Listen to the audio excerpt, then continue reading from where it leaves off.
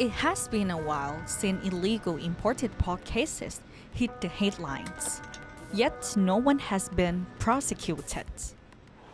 More importantly, illegally imported pork, widely sold in local markets, could directly affect Thai consumers because it may contain a contagious disease such as African swine fever or ASF.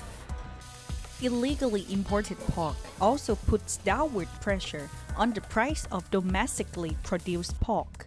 Since 2022, there have been 29 reported cases of pork smuggling, involving 1,700 tons of meat, worth 123 million baht, causing the agricultural sector's contribution to GDP to fall by 3%.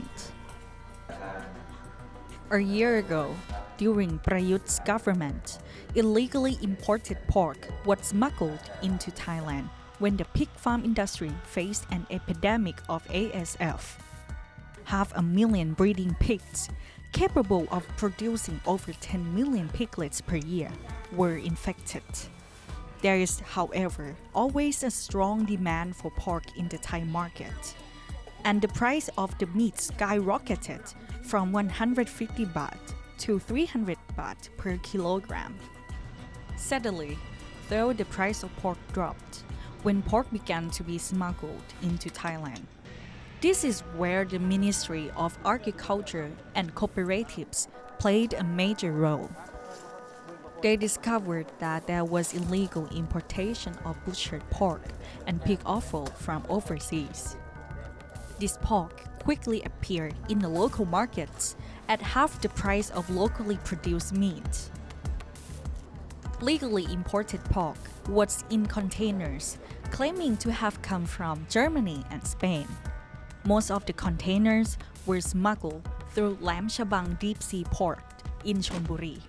The containers were falsely labeled as imported fish meat. To avoid the requirements for the epidemic control and imported permits from the Department of Livestock, over 59 tons of illegal pork were found in a cold storage facility in Nakhon Prathom province.